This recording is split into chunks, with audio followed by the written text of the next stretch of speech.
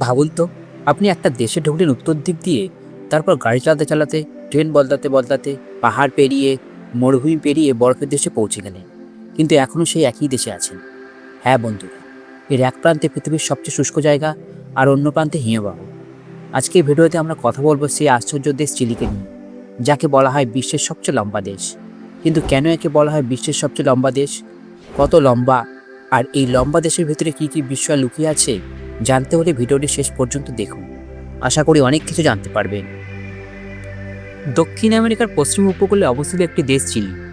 এর একপাশে বিশাল প্রশান্ত মহাসাগর, আর অন্য পাশে মাথা উঁচু করে দাঁড়িয়ে আছে আন্দিজ পর্বত। একদিকে সমুদ্র, অন্যদিকে পাহাড়, মাঝখানে সরু এক দেশ। এটি উত্তর থেকে দক্ষিণ পর্যন্ত প্রায় 4300 কিলোমিটার লম্বা, যা পৃথিবীর যে কোনো দেশের মধ্যে সবচেয়ে দীর্ঘ উত্তর দক্ষিণ বিস্তার। এই লম্বা আকৃতি চিলিকে করেছে বিশ্বের সবচেয়ে লম্বা দেশ।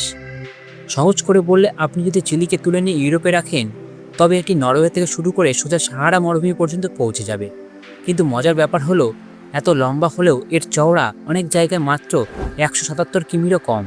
অর্থাৎ আপনি গাড়ি চালিয়ে কয়েক ঘন্টায় এক পাশ থেকে আরেক পাশে চলে যেতে পারবেন। এর উত্তরে রয়েছে পৃথিবীর সবচেয়ে শুষ্ক মরুভূমি আতাকামা ডিজার্ট। এটাকে বলা হয় পৃথিবীর সবচেয়ে শুষ্ক জায়গা। এখানে কোনো কোনো এলাকায় গত 500 বছরে এক ফোঁটা বৃষ্টিও পড়েনি।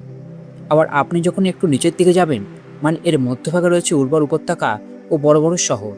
এখানে রয়েছে রাজধানী স্যান্টিয়াগো। এই অঞ্চলে কৃষিকাজ খুব উন্নত, বিশেষ করে আঙুর চাষের জন্য চিলি বিখ্যাত। চারিদিকে দেখবেন সুন্দর সব আঙুরের বাগান। এই কারণে এখানকার ওয়াইন বিশ্বজুড়ে জনপ্রিয়। এছাড়া রয়েছে আধুনিক শহর, শিক্ষা ব্যবস্থা ও ব্যবসা কেন্দ্র। এবং একদম দক্ষিণ অংশে একেবারে অন্য জগৎ, বিশেষ করে প্যান্টাগোনিয়া অঞ্চলটি পর্যটকদের জন্য স্বর্গ। এখানে রয়েছে বিশাল হিমবাহ, আগ্নেয়গিরি আর মনোরম প্রাকৃতিক দৃশ্য। চিলির এই অংশে গেলে আপনি একই দিনে রোদ, বৃষ্টি, তুষার সবই পেতে পারেন। অর্থাৎ এক দেশেই তিনটি ভিন্ন আবহাওয়া।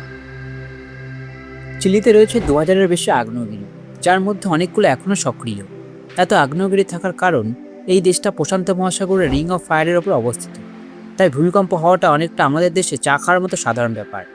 1960 সালে এখানে পৃথিবীর ইতিহাসে সবচেয়ে শক্তিশালী ভূমিকম্প হয়েছিল, যার মাত্রা ছিল 9.5 রিক্টার স্কেল। কিন্তু এই পাহাড় আর দুর্যোগই চিলিকে দিয়েছে অফুরন্ত খনিজ সম্পদ, বিশেষ করে তামা।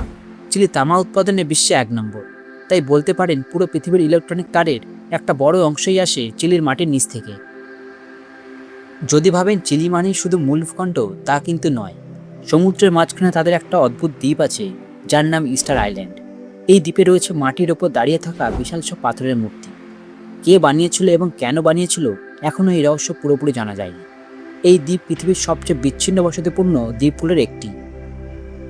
এই দেশের উপকূল রেখাও অনেকটা লম্বা, প্রায় 6400 কিলোমিটার। ফলে খাবারের মধ্যে রয়েছে সমুদ্রের প্রভাব, যেমন সামুদ্রিক সেলফিশ খুব জনপ্রিয়।